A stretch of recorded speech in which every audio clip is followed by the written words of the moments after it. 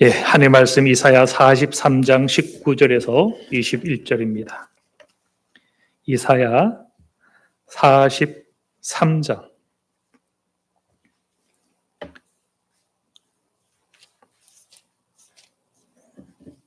19절에서 21절입니다.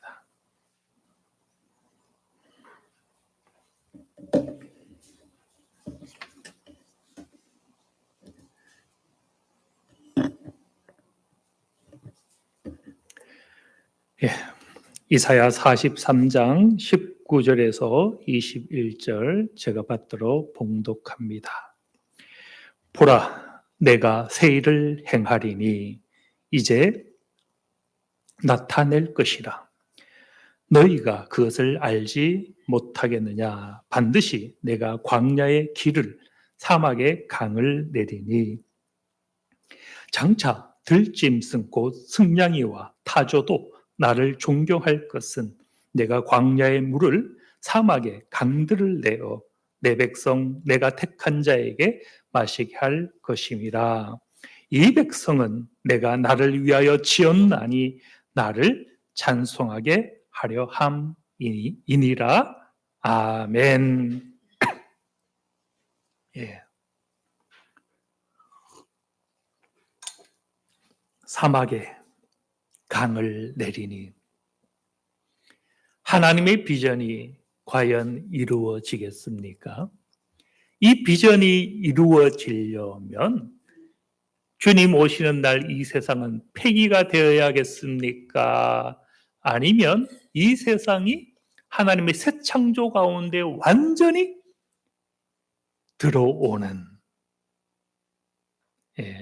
무엇이 맞을 것 같아요? 우리는 한번 고민을 해 보아야 되죠. 지난주도 계시란 무엇인가? 날은 날에게, 밤은 밤에게 그 제목 가지고 우리가 묵상을 했습니다만 지난주일 낮예배, 오후 예배 마치고 질문도 하고 싶고 또 한 번 더 했으면 좋겠다 해서 오늘 한 번 더 묵상을 합니다. 오늘 낮예배이기 때문에 또 지리토의는 안 될 것 같아서 다른 시간 되면 오후에 지리토의하는 시간을 한번 이어서 가지도록 하겠고요. 사막의 강을 내리니 이 계시란 무엇인가 두 번째 시간, 오늘 이 시간 함께 하길 원합니다. 오늘 말씀은 말씀하죠. 보라, 내가 새 일을 행하리니. 이 새 일이 어떤 일이겠어요? 아래의 말씀을 보면 광야에 길을 내시고 사막에 강을 낸다면 이것은 새 창조와도 같은 것이 되겠죠. 거기에는 들짐승도 승냥이도 타조도 주를 존경함이 있다. 이 부분을 표준 세번역 번역은 원문에 충실한 번역입니다. 가장 신학적으로 또 원문에 충실한 번역을 한 성경책이 표준 세번역인데 표준 세번역은 뒤에 잠깐 언급을 했습니다만 들짐승이 타조가 존경한다라고만 해석한 것이 아니라 밑에 21절에 있는 찬송도 한다. 피조세계도 하나님을 존경하고 하나님을 영화롭게 하고 찬양하더라. 그렇게 보면 이 이사야 43장은 자연교회, 피조세계의 교회, 우리가 예배와 우리가 하나님을 영광 돌리고 찬양하는 것뿐만 아니라 온 피조세계 만물도 하나님을 찬양한다라는 거죠. 왜요? 광야의 물을, 사막의 강들을 내어 과연 이 하나님의 비전이 이루어질 때가 올 것인가 고민해 볼 필요가 있는 거죠. 지금 세대는 이 기후가 하나의 재앙이 되었고요. 그 재앙이 인간을 통해서 왔죠. 제가 최근에 읽었던 이제 그분은 데이브 부클리스가 쓴 칼럼을 보면 1년인 것 같은데 1년에 서울에 10배죠. 100배라 했나? 나중에 더 확인해 보겠습니다만 최소 10배가 되는 땅이 사막으로 바뀌고 있답니다. 하나님의 비전은 사막의 물을, 강을 그렇게 그 비전인데 우리 인류 하나님의 비전을 품고 나아가야 될 우리 인간은 이 땅에서 무엇하고 있습니까? 전쟁하고 자원을 침탈하고 그렇게 하나님이 맡긴 보존하고 돌보라고 맡긴 이 세상을 우리는 허물고 있지는 않은가? 네, 한번 생각해 보아야 되는 거죠. 그런 차원에서 오늘도 계시, 하나님의 계시, 하나님의 복음을 우리만이 과연 독점할 것인가? 피조 세계에 하나님의 복음과 하나님의 계시는 없는가? 이걸 신학적으로 고상하게 우주 계시라는 표현을 썼지만 우리는 우주 계시, 듣도 보도 못한 너무 이상한 소리 하는 게 아닌가? 그렇게 의심하기 전에 과연 이것은 신학적으로 타당한가? 우리 수준에서는 성경적으로 타당한가? 같이 고민을 한번 해볼 필요가 있는 거죠. 오늘은 주로 이제 성경 위주 가지고 되새기면서 지난번 못한 것, 그리고 좀 더 첨가한 것, 그리고 약간 복습할 거, 뭐 그렇게 간단히 보도록 하겠습니다. 지금까지 2000년간 계시하면 두 가지가 있었습니다. 특별 계시와 자연 계시죠. 특별 계시는 성경을 통하여 주시는 계시. 그 안에는 무슨 계시가 있습니까? 예수 그리스도, 그가 하나님의 아들이요 메시아다. 이게 특별 계시죠. 그런데 성경은 또 다른 계시도 보여줍니다. 우리 인간이 가진 자기의 이성이 있고 양심이 있더라. 그 안에도 하나님을 알지 못하는 자조차도 무언가 하늘에 대한 소망, 영혼에 대한 소망이 그 안에 있더라. 양심을 통한 계시가 있더라라는 거죠. 사회와 문화 속에서도 보면 무언가 그 안에 있는 질서를 통해서 하나님의 섭리와 질서가 있지 않은가 추측할 수 있더라. 땅과 생물과 이 진화론적인 이런 모든 것을 보아도 과연 하나님 없이 이런 세계가 어떻게 운행이 될까? 거기서도 우리는 하나의 계시를 볼 수가 있는데 이것을 신학적으로 자연 계시, 다르게 말하면 일반 계시라고 부릅니다. 그런데 특별 계시와 자연 계시는 공통점이 있습니다. 그 계시를 누가 포착합니까? 우리가 포착하죠. 우리가 성경을 통해서 읽으면서 하나님의 계시를 아는 것은 우리죠. 자연을 통해서 그 계시를 포착하는 것도 인간입니다. 그런데 창조 섭리 타락 계시, 저자는 김동건 교수님이고요. 그분은 제3의 계시 차원이 있다. 하나님과 피조세계가 직접 교통하는, 우리 인간이 인지하고 알 수 없는 또 다른 하나님의 교통하심이 있다라는 거죠. 왜요? 인간이 전부가 아니더라. 인간은 알고 보면 하나님이 지은 우주 만물 안에 지극히 작고 작은, 우리가 살고 있는 이 은하도 전체 우주에 비하면 변방이고, 그 은하 안에 있는 우리 태양계는 점 중에 점처럼 작죠. 태양계 안에 있는 지구도 중심이 아니죠. 옛날엔 지구를, 태양계가 지구 중심으로 돈다고 얘기했지만 아니죠. 지구가 태양 중심을 도는 거죠. 우리는 좀 더 겸손해야 된다.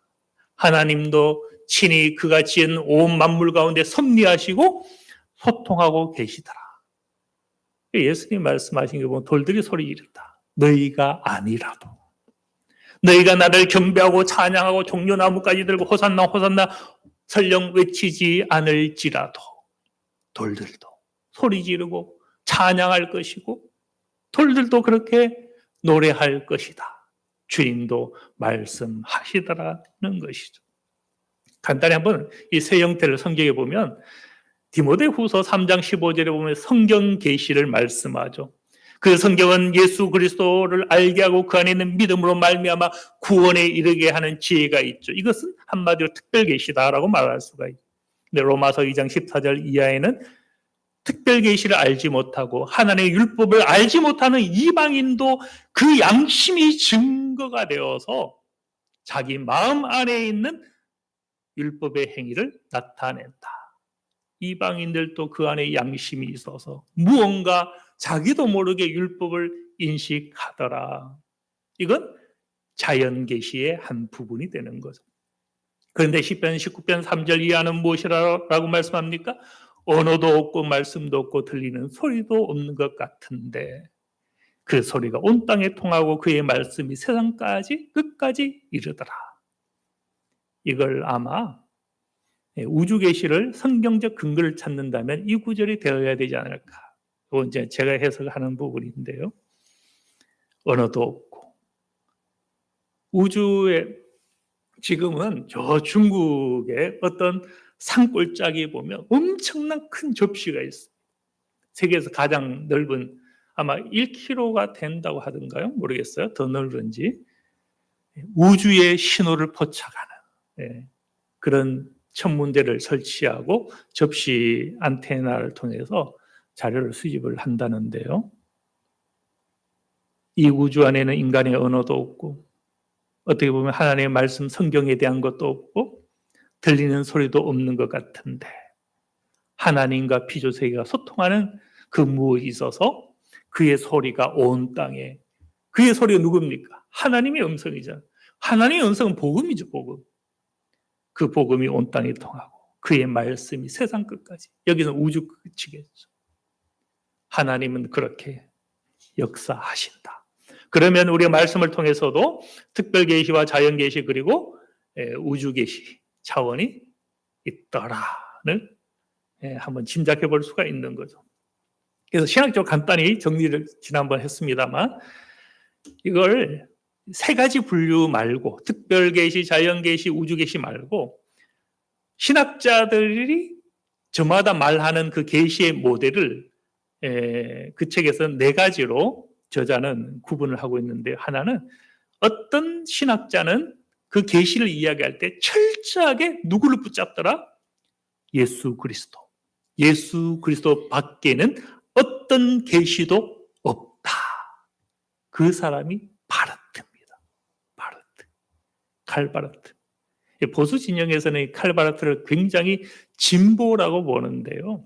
근데 바르트의 서적을 읽으면 굉장한 보수인 걸 알 수 있습니다. 말씀의 신학, 계시의 신학. 성경을 통하여 하나님이 주시는 이 계시를 벗어난 다른 계시는 없다. 강력하게 이야기하는 신학자가 바르트입니다. 그리스도 중심적 모델이죠. 또 하나는 실존주의. 그 말씀이 예수님이 부활했다. 그게 중요하냐? 그 부활한 주님을 내가 만나는 게 중요하다. 실존. 이건 실존입니다. 자기가 실존은 사전적 의미 한번 찾아본 거 이야기했죠. 밖으로 던져졌다. 여기 가만히 집에 앉아서 말씀이 이렇구나. 예수님이 부활하셨네. 이게 아닌 거예요. 그 부활하신 주님과 자기가 맞닥뜨리는 것. 모세가 만난 떨기나무 가운데 만난 그 사건. 그게 중요한 게 아니라 모세와 함께 떨기나무 앞에 내가 만나야 된다. 자기 실존을 만나는 것. 이것을 계시의 실존주의적 모델이다. 어려운 표현 썼지만 마주한다라는 뜻이고요. 세 번째는 역사 모델. 이 역사를 우리가 보면 역사 자체가 무엇을 계시하고 있다는 겁니까? 하나님을 계시하고 있더라. 모든 이 보편 역사를 가만히 보면 거기서 하나님의 섭리를 발견할 수 있고 하나님이 드러나고 계시되더라. 이 판넨베르그는요, 그 얘기를 역사가 계시다라고 이야기하면서 하나 첨부를 한 것이 있는데 전체로서의 역사. 무슨 얘기인가 하면 오늘 우리가 2000년 시대에 보는 이 역사는 부분이다라는 이 전체 하나님의 계시는 언제 완결된다? 예수님이 오실 때. 그래서 역사가 하나의 계시지만 그 계시를 완전히 포착하려면 특별 계시인 예수님을 통해서 예수님의 오심을 통해서 완전히 알 수 있다. 그게 이제 판넨베르고요. 몰트만은 역사를 굉장히 강조하는 신학자인데요. 그전에는 사실 역사라는 개념이 약했어요. 희미했습니다. 온 세계는 봄, 여름, 가을, 겨울 순회하고 돌고 도는 시간 개념이 그렇게 중요하지 않았죠. 그런데 17세기, 18세기가 지나면서 알고 보니 시작이 있고 끝이 있더라. 순회가 아니다. 이 역사 하나하나 가운데 하나님의 일하심, 그래서 원창조가 있고 지속되는 창조, 이건 보존입니다. 보존. 섭리죠. 섭리. 하나님이 섭리하고 일하시는, 그래서 마지막 새 창조. 원창조에서 새 창조를 향하여 나아가는 역사, 역사를 강조하는 신학자가 또한 몰트만인데요. 그렇게 역사는 처음 시작이 있어서 종말을 향해 나아가고 반대로 그 종말이 시간을 거슬러서 역행을 한다라는 표현도 씁니다. 무슨 얘기인가 하면 미래는 오지 않았지만 그때 마지막 날 누가 옵니까? 주님이 오시고 하나님 나라가 완성이 되죠. 근데 성경에 보면 종종 예수님이 무엇이라고 말씀합니까? 하나님의 나라는 이미 왔다라고 말씀하잖아요. 내가 어둠의 영에 눌린 이 사람을 매임에서 푸는 그것, 하나님의 성령이 부어지고 그렇게 하나님의 성령의 힘을 통하여 이 사람이 매임에서 놓일 때에 하나님의 나라가 이미 왔다. 시간은요, 처음 있고 과정이 있고 미래가 있지만 성경의 시간들은 종말이 우리의 섬김을 통하여, 우리의 기도를 통하여, 연약한 자를 세우는 그 섬김을 통하여 이미 오기도 하더라. 그래서 역사는 종말을 향해 전진하기도 하지만 종말이 거꾸로 시간을 타고 현재에 도래하기도 하는, 하여튼 어려운 표현이지만 몰트만은 이것을 같이 이야기를 합니다. 종말이 시간을 거슬러 현재로 역행을 한다. 이런 게 있다. 이런 것이 있다. 그리고 이제 하나 제가 지난주 소개하지 않았던 것은 공동체 모델인데요. 프라이라는 신학자인데 성경에 된 계시 언어는 내가 읽고 예수님을 영접하는 그 언어가 아니다는 겁니다. 성경의 모든 언어는 공동체에게 준 말씀이기 때문에 공동체 안에서만 우리는 신앙 고백을 할 수가 있다. 내가 예수님 믿고 고백하고 내가 천국 간다. 이 개념이 아니다라는 거예요. 무엇을 놓친 겁니까? 형제와 더불어 다투다가 제단에 예물을 드리러 가다가 형제와 더불어 무엇한 것이 있으면, 얼매인 것이 있으면 무엇부터? 하나님부터입니까?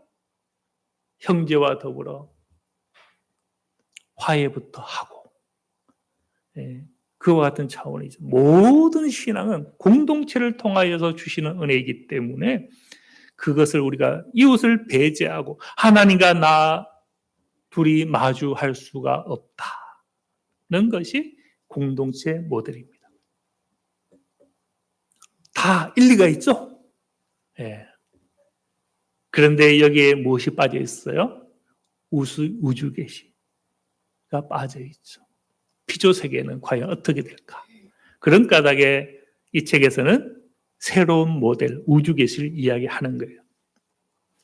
본래 하나님은 우주 만물을 지으셨던 까닭에 처음부터 우주 계시는 있었고, 게다가 오늘날 우리가 살고 있는 21세기는 우주관이 변했다라는 거예요. 이것을 설명하기 위해서 어떻게 변했는가를 한번 간단히 점검을 했는데요. 옛날 이제 예수님이 오기 2000년 전, 그때 교회는 무슨 교회였습니까? 박해받는 교회였죠. 로마가 복음을 받아들인 건 313년이기 때문에 300년대를 우리가 4세기라고 부르거든요. 1세기에서 4세기까지는 박해 시대였기 때문에 특별히 거기서 계시를 어떻게 이해했다고 이야기하지 않습니다. 신학자들이. 크게 그 이후 4세기부터 1000년, 1500년 정확히 말하면 이 1000년이라 표현했는데 여기 사실 1500년이나 1400년을 하는 게 나을 것 같고 그러면 400년에서 1400년 하면 약 1000년이죠. 예. 그래서 그때는 사람들의 사고관에 있어서 절대적인 것이 전부 다 기독교적이었습니다. 신앙과 상관이 있으면 하는 일이 의미가 있고 신앙과 상관없으면 다 세속적인 거예요. 모든 사고방식을 기독교적으로 했고 그 중심에 성경에서 이것을 이야기하는가, 교회가 이것을 허락하는가 이것만이 중요했어요. 신율, 하나님의 법이 중요했고 그건 절대적이었습니다. 얼마 동안? 거의 1000년간, 400년부터 1400년 동안. 그러다가 14세기 들어서 사람들이 인식하기 시작했죠. 우리가 하는 사고도 중요하고 우리의 이성과 우리의 지식과 우리의 판단, 과학 중요하더라. 서서히 깨닫기 시작한 게 14세기 르네상스, 문의 부흥, 인간 중심적, 아리스토텔레스의 그 수학적 기호와 더불어서 건축이 놀랍게 발전하기 시작했죠. 성경 지식만이 중요한 것이 아니라 인간의 문명, 인간의 이성이 중요하다. 깨닫기 시작한 게 14세기 이후입니다. 그러다가 16세기 종교개혁이 일어났죠. 만약에 이런 것이 르네상스, 문의 부흥 이런 것이 없었다면 종교개혁도 불가능하겠죠. 교회가 말하면 그게 법인데 근데 그걸 의심하기 시작을 한 것이죠. 그러다가 18세기 계몽주의가 되면서 완전 사회가 인간 중심의 사회로 바뀐 거예요. 이전의 사고는 철학적 사고였죠. 절대적이고 불변하는 것. 진리다 하면 그게 끝난 거예요. 의심할 수가 없었던 시대가 있었죠. 그런데 14세기와 18세기 이러면서 모든 걸 역사적인 사고를 하게 되었고 시간성 안에서 판단하기 시작했죠. 예를 들면 옛날에 군부에 의해서 정권이 바뀌었어요. 그때는 이것을 혁명이라 불렀습니다. 혁명. 근데 세월이 지나면서 이 혁명을 무엇이라고 인식하기 시작했어요? 쿠데타다. 이런 거죠. 그러니까 옛날에는 한 번 진리면 그게 진리입니다. 거기 의심하면 안 되는 거예요. 근데 시간성, 역사성 안에서는 혁명이 쿠데타가 될 수 있고 쿠데타가 혁명이 될 수가 있어요. 모든 게 상대적인 거예요. 상대적. 옛날에는 TV에서 뉴스 방송 나오면 그게 하나의 진리였죠. 근데 지금은 유튜브 자기가 자기의 뉴스를 할 수 있죠. 유튜브 방송 들어가면 이 사람 이야기 다르고 저 사람 얘기 다른 거예요. 모든 게 상대적으로 바뀐 거예요. 이런 시대가 도래했다. 여기 시간 많이 뺏기면 안 되는데 그래서 오늘날에는 역사를 넘어서서 무엇을 생각하기 시작했는가 하면 자연도 중요하더라. 옛날에는 하나님만 중요하다. 그래서 나중에 인간도 중요하더라. 역사도 중요하더라. 이렇게 두 번째 바뀌었다가 오늘날에는 자연, 피조세계도 중요하더라. 이걸 1990년에는 천주교에서는 모든 피조물과 함께하는 평화라는 담화를 발표하게 되고 세계교회협의회에서는 이게 중요한 건데요. 서울에서 이 발표가 있었어요. 정의, 평화, 창조질서 보존 JPRC 해서 1990년대에 이것을 발표하기도 했고요. 이런 거죠. 모든 자연 세계는 각자 내재하는 가치가 있다. 우리 길을 가다가 돌 하나도 자기의 가치가 있다. 바위, 나무, 풀, 심지 않은 잡초와 같은 그 풀도 무엇하는 게 있다? 가치가 있다. 벌레, 곤충 하나하나도 나름 가치가 있더라. 심지어 무생물조차도 무생물 나름 자기의 존재 가치가 있다라는 거죠. 그리고 우주관도 바뀌었죠. 옛날에 프톨레 마이오스 이분이 언제의 사람인가 하면 바울이나 12사도가 다 순교를 당하고 10년, 20년 그 후에 태어난 사람입니다. 아직 신약 성경이 완성되지 않았던 초대교회의 그 사람이에요. 이 사람이 무엇을 주장했는가 하면 천동설을 주장했죠. 지구가 중심이고 지구를 중심으로 태양과 달이 돈다. 이 주장을 그 당시에 했는데 무려 몇 년간 이것을 진리로 여겼는가 하면 1500년간 진리로 여겨졌죠. 근데 우리가 생각할 때 이 사람의 주장이 참 어리석은 것 같지만 그 당시 시대에 이 사람의 지식은 엄청났던 거예요. 한번 생각해 보세요. 지구가 중심에 있고 해와 달이 돈다라고 여겼던 건 지구를 납작하다고 생각했을 것 같아요? 둥글다고 생각했을까요? 둥글다고 생각. 그 당시에는요, 세상 끝까지 가본 사람이 없었기 때문에 배를 타고 멀리 가면 떨어진다고 여겼어요. 평평하다고 여겼습니다. 그런데 프톨레마이오스는 둥글다고 여긴 거예요. 대단한 거죠. 그리고 가만 이 땅에 앉아서 지구 둘레를 계산을 했어요. 오늘날 측정으로 해보면 지구 둘레의 4분의 3으로 계산을 했습니다. 그 비슷하게 계산한 거잖아요. 대단한 거죠. 가보지도 않고 지구 둘레가 얼마나 될지를 측정까지 했던 대단한 천문학자였죠.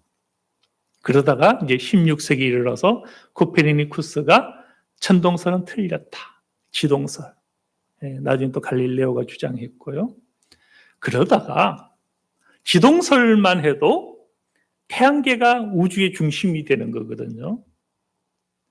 그런데 오늘날 우주가는 무한우주라는 것을 발견하기 시작했죠. 우주의 끝이 없다. 신비롭지 않으세요?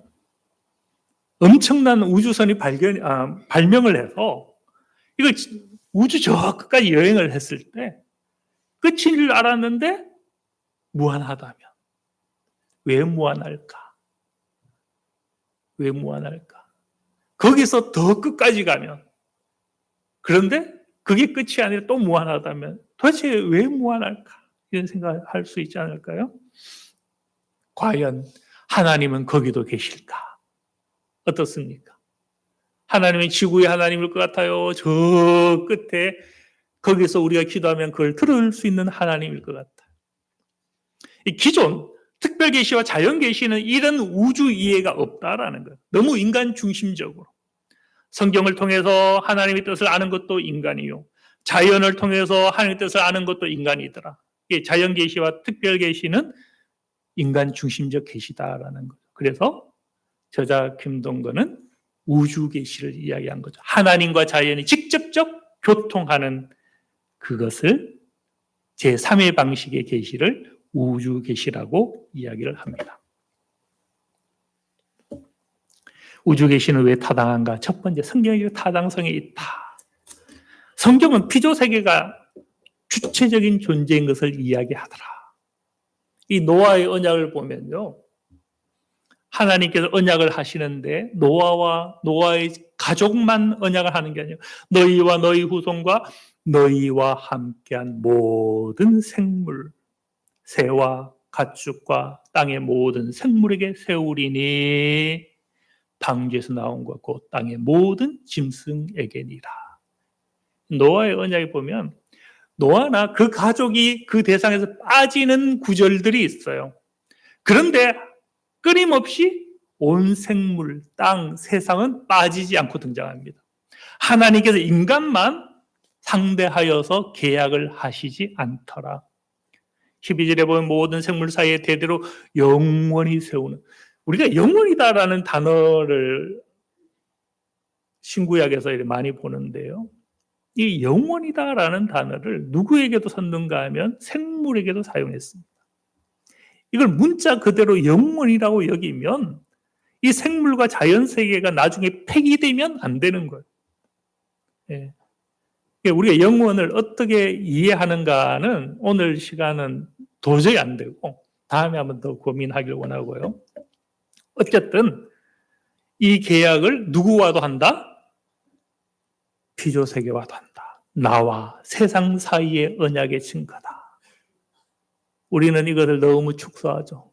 교회와 우리 하나님. 축소하기 쉬운데 교회를 넘어 세상이더라. 이 세상에는 우주 만물이 포함되더라. 그래서 우리가 지난 본문이죠. 이사야 11장 9절에도 보면 하늘이 하나님의 영광을 선포하고 궁창이 그의 손으로 하신 일을 나타내는도다. 여기 인간이 없잖아요. 자연 만물이 자기 주체성을 가지고 하나님의 계시를 선포하고 있죠. 근데 여기 하늘은요, 우주입니다, 우주. 왜 그런가 하면 밑에 한번 보세요. 해를 위하여 어디에? 하늘에 장막을 베푸셨도다. 해는 우리 하늘에 있습니까? 우주에 있습니까? 우주에 있거든요, 우주. 우리 대기권을 하늘이라 하는데 여기서 말하는 1절에서 하늘과 궁창을 나눴는데요. 궁창이 하늘이고 위에 하늘이 하나님의 영광을 선포한다라는 것은 우주를 뜻합니다. 우주가 하나님의 영광을 선포하고 거기는 해와 달과 별들, 갤럭시가 있으니까 그의 손으로 하신 일을 나타내는도다. 날은 날에게 말을 하고 밤은 밤에게 지식을 전하니 우리 인간이 끼이지 못하는 거죠. 자연 만물도 자기의 자율성을 가지고 응답을 하더라. 그의 소리가 온 땅에 통하고 그의 말씀이 세상 끝까지 이르다. 우리 인간이 개입하지 않는 그 상황에서도 하나님의 계시는 땅 끝까지 달려간다는 것이죠. 하나님이 해를 위하여 하늘에 장막을 베푸셨도다. 우주 만물도 하나님의 섭리 가운데 있는 것을 성경은 이야기하고 있더라. 욥도 친구들과 논쟁하면서 이렇게 이야기했어요. 이제 모든 심성에게 한번 물어봐. 그것들이 너에게 가르칠 것이다. 공중의 새에게 물어보라. 그것들이 또한 내게 말할 것이다. 땅에게 말하라. 내게 가르치리라. 땅에게 우리가 말을 건네면 땅이 우리에게 무엇 한다는 겁니까? 가르쳐 줄 것이다. 바다의 고기도 내게 설명하리라. 우리는 이 만물을 굉장히 만물의 찍기처럼 여기지만 그 만물도 우리를 가르치고 설명해 준다는 거죠. 이것들 중에 어느 것이 여호와의 손이 이를 행하신 줄을 알지 못하랴. 우리는 하나님의 섭리를 깨닫지 못하고 알지 못할 때가 많지만 욥은 무엇이라고 이야기합니까? 욥이 이것을 이야기할 때 성령의 감동이 있었겠어요? 없었겠어요? 성경이 기록된 하나님의 감동이 있었겠죠. 그렇다면 성령이 욥의 입을 통하여 말씀한 거죠. 이 만물들 중에 하나님의 손으로 행하신 것을 알지 못하는 자가 없다. 자연도 우리처럼 인지하고 자연도 지혜와 지식이 있다. 그래서 로마서 8장 21절은 무엇이라고 이야기합니까? 바라는 것은 피조물도 썩어짐의 종노릇한 데서 해방되어 하나님의 자유, 영광의 자유에 이르는 것을 피조물도 고대한다. 피조물도 우리와 더불어 함께 탄식하며 고통을 받고 있다. 탄식한다라는 의미가 무엇이겠습니까? 피조물도 기도한다라는 거예요. 피조물도 하나님께 호소한다라는 거예요. 그렇다면 자연도 하나님의 계시 가운데 초대되는 것이고 그런 차원에서 자연도 하나의 교회가 되는 거죠. 그래서 요한복음 3장 16절에는 하나님이 교회를 사랑하사라고 했습니까? 너와 나를 사랑하사라고 했습니까? 세상을 이처럼 사랑하사 독생자를 주셨으니라고 말씀하는 거죠. 그래서 세상을 심판하려 하심이 아니요 그로 말미암아 세상이 구원을 받게 하려 하심이라. 하나님께서 사람의 몸을 입으신 것은 당신 지으신 이 세상을 구원하기 위하여 하셨다라는 말씀이 심판의 말씀이 있는 것처럼 온 천지 만물에 대한 구원의 말씀이 같이 있습니다. 이 부분도 사실 다른 시간에 왜냐하면 이 부분만 해도 엄청난 이야기가 나오니까 그래서 고린도후서 5장 19절에도 보면 하나님께서 그리스도 안에 계시사 세상을 자기와 화목하게 하시며 바르트는 이 객관적인 화해를 이야기합니다. 우리가 하나님을 알고 예수님의 십자가를 알기도 전에 이미 그 십자가의 사건을 통하여 세상이 하나님과 원수된 것을 깨뜨리고 화목해버렸다. 과거, 현재, 미래, 아직 오지 않은 세대까지도 십자가 안에서 무슨 사건? 화해의 사건이 이루어졌다라고 바르트가 이야기합니다. 그걸 성경적 근거를 찾는다면 아마 이 구절이 아닐까 준비하면서 제가 생각을 해보았는데요. 객관적인 화해는 이루어졌지만 무엇이 남았습니까? 주관적인 화해. 우리 십자가 복음을 듣지 않고는 화해된 걸 알 수 있어요, 없어요? 인도네시아 정글에 세계 2차 대전이 끝이 나고요. 한 20년쯤에 지났는데 원주민이 발견이 된 거예요. 일본인이 거기 점령하고 있다가 정글로 피신을 한 거죠. 피신하고 나중에 전쟁이 끝이 났는데 모르고 정글에 혼자 살고 있는 사람이 발견이 된 거예요. 그러니까 화해는, 세상의 화해는 이미 이루어졌지만 객관적인 거죠. 근데 이 사람은 모르고 정글에 그렇게 산 거예요. 20년이 지나서 발견한, 이거 주관적 화해다라고 할 수 있는 거죠. 이런 거. 화목하게 하는 말씀을 우리에게 부탁하셨다.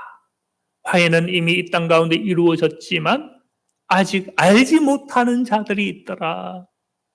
그것을 전할 의무가 우리에게 있다. 이런 말씀이 예를 들면 고린도후서에 있는 거죠. 하여튼 화해의 범주는 어디입니까? 세상이죠, 세상. 에베소서 1장 22절에 보면 만물을 그 발 아래 복종하게 하시고, 하나님의 통치가 교회만 있는 것이 아니라 만물이다라는 거예요. 우주만.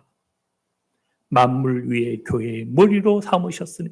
그렇게 보면 교회가 예수님의 몸으로 머리에 붙어 있는 것만이 아니라 교회와 더불어 만물까지도 머리 대신 예수님께 붙어 있는 거예요.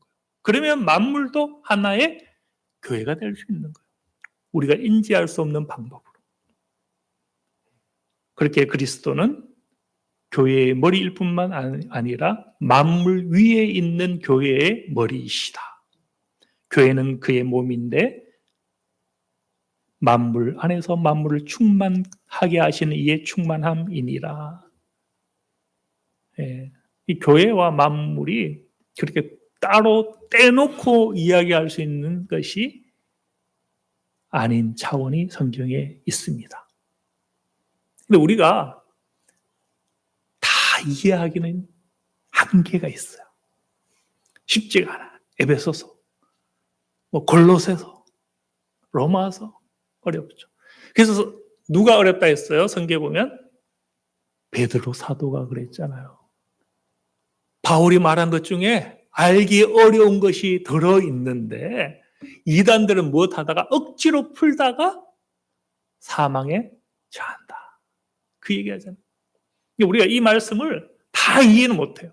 다만 어렴풋이 알 수 있는 것은 만물도 하나님의 복종과 통치 가운데 있고 하나님의 교회의 머리 되신 예수님은 만물 위에 몸을 가지고 있는 그렇게 그리스도가 되신다. 골로새서도 마찬가지 1장 17절에 또한 그가 만물보다 먼저 계시고 만물이 그 안에 함께 섰다. 그 만물이 교회인 거예요. 주님과 더불어 만물이 연결되어 있어서 함께 세워지는 거예요. 십자가의 피가 우리만의 화평을 이야기하는 것이 아니라 만물 곧 땅에 있는 것이나 하늘에 있는 것들이 그로 말미암아 자기와 화목되게 되기를 기뻐하심이라. 만물도 십자가의 피로 말미암아 주님과 더불어 화해하더라. 우리가 이 만물을요 너무 지금 파괴를 많이 했잖아요. 자연세계가 얼마나 성질나면 이 사회 지금 기후재앙으로 지금 11월 한 달 보냈는데 추웠어요? 따뜻했어요? 이런 적이 전날에 있었습니까? 없었습니까? 없었죠. 네. 따뜻하니까 좋긴 한데, 좋긴 한데, 이 나중에 세월 지났을 때 과연 어떻게 될지 걱정스럽지 않으세요? 예. 따뜻하면 무슨 문제가 생기겠어요? 바다의 온도가 올라가면 수증기가 증발을 많이 합니다. 대기권이 수증기를 많이 먹으면 무슨 일이 생길까요? 언젠가 큰 비가 오겠죠. 그 비가 어느 지역에 내릴지 알 수가 없는 거예요. 스페인 이번에 한번 보세요. 그냥 선진국 모든 제도가 다 되어 있지만 한순간에 뭐 100명, 200명이 죽었잖아요. 자연 피조 세계도 하나의 탄식과 호소를 가지고 시간이 많이 간. 예. 그래서 이걸 한번 정리하면 우주는 우리의 동료 피조물이다. 우주와 인간은 협력 관계에 있다. 상호 의존하고 상호 존중해야 된다. 우리가 좀 쓰다듬고요. 서로 같이 품고 대화도 한번 하고 예. 그럴 필요가 있어요. 자연을 아끼는 사람은 누구도 아낀다? 이웃도 아낀다. 사회도 아끼는 사람이죠. 그렇다면 우리는 그동안 구속사만 이야기했는데 구속사는 역사가 인간을 구원하는 역사다 이거예요. 그런데 이제 창조설 및 타락계시 그 책에서는 구속사를 넘어 있다. 거대 역사여야 된다. 피조세계도 하나님의 구원의 섭리 가운데 있다. 그렇게 구원은 만유의 새 창조를 뜻하는 것이지 인간만의 새하늘과 새 땅을 뜻하는 것은 아니다. 에베소 1장 10절에 보면 하늘에 있는 것이나 땅에 있는 것이 다 그리스도 안에서 통일되게 하려 하심이라. 예, 오늘 어차피 오후에 외웠으니까 제가 조금 5분 좀 더 해도 이해하시고요. 빨리 넘어갈게요. 예. 예, 우리가 이거 보았죠? 예, 새 창조. 이걸 표준 세 번역이 이렇게 번역했어요. 들짐승도 나를 공경할 것이다. 이리와 타조도 나를 찬양할 것이다. 피조 세계도 생물도 하나님을 공경하고 찬양한다. 다르게 말하면 무엇입니까? 자연 교회죠, 교회. 세상도 교회더라.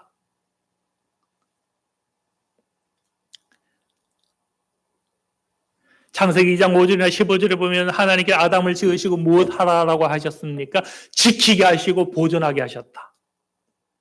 하나님은 이 피조 생물을, 피조 세계를 인간을 통해서 막 지배하고 막 무너뜨리고 그렇게 하라라고 한 것이 아니라 2장에 보면 지키게 하시고 보존하게 하셨다. 사마라 돌보게 하셨다라고 성경에 말씀하고 있습니다.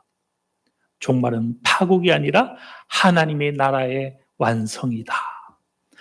이사야 11장 6절 이하 우리가 잘 아는 말씀이죠. 그때의 이리가 어린 양과 함께 살며 표범이 어린 염소와 함께 누우며 송아지와 어린 사자와 살찐 짐승이 함께 있어 어린아이에게 끌리며 염소와 곰이 함께 먹으며 그것들의 새끼가 함께 엎드리며 사자가 소처럼 풀을 먹을 것이며 젖 먹는 아이가 독사의 구멍에서 장난하며 젖된 어린아이가 독사의 굴에 손을 넣을 것이라. 내 거룩한 산 모든 곳에서 해됨도 없고 상함도 없을 것이니 이는 물이 바다를 덮은 같이 여호와를 아는 지식이 세상 우주 만물에 충만할 것이다.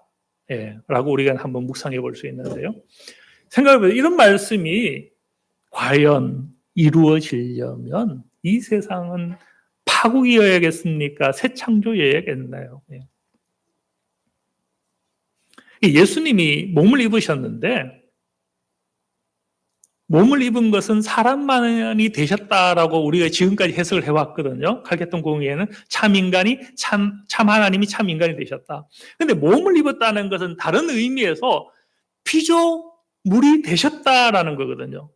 자연이 되셨다라는 의미도 있다라는 거예요.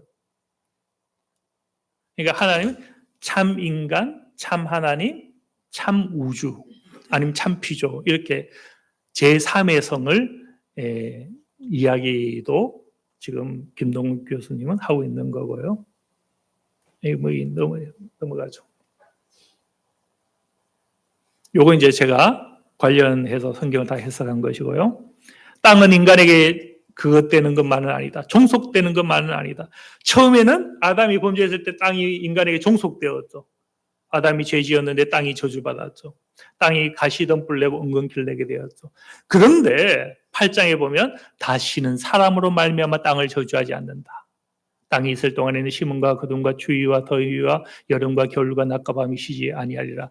땅 피조세계도 인간에 의해서 종속만 받는 것이 아니라 자기 자율성을 가지더라. 또 상호성이 있습니다. 땅이 있을 바면 세계가 쇠약하고요. 그러면 백성도 쇠약합니다. 서로 영향을 받는 거예요. 상호성도 있다. 그리고 창세기 보면 땅이 가인 때문에 고통당할 때에 땅도 가인에게 무엇합니까? 효력을 주지 않는 거예요. 또 레위기 18장에 보면 가나안 거민이 죄를 지을 때에 땅이 더럽힘을 받지만 동시에 그 땅도 그 가나안 거민을 내어치더라. 우리가 이 땅에서 정의롭게 공의롭게 살아야 될 이유가 있는 거예요. 그렇게 살지 않으면 땅이 우리를 못한다? 토하여 내친다. 그리고 인간만이 다스리고 정복하는 것이 아니라 하나님은 피조세계도 주관하게 하셨다. 주관하게 하셨다는 mem샬라이고 밑에 주관하게 하셨다는 것은 마샬인데 같은 단어입니다. 마샬에서 mem살라가 왔어요. 마샬은 통치 다스림을 뜻합니다. 인간만이 다스리는 것이 아니라 누구도 피조세계도 하나님께 다스릴 권한을 준 거예요. 다르게 말하면 하나님의 형상을 피조세계에도 허락을 하셨다. 예, 요 얘기만 하면 이제 끝내야 되는데요.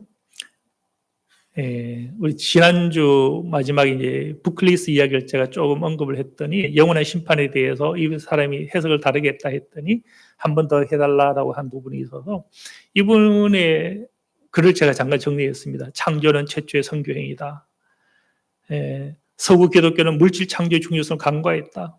근데 계몽주의 사회가 되면서 인간을 자연에서 분리하여 주객 이원론이 생겼다. 무슨 얘기인가 하면 그전까지는 인간이 흰토부리처럼 땅이 흙이고 곧 사람의 몸이다라는 여기는 그게 점점점 사라지고 인간과 자연을 분리하면서 자연을 무엇으로 만들었다는 겁니까? 인간을 위한 도구로만 여겼다.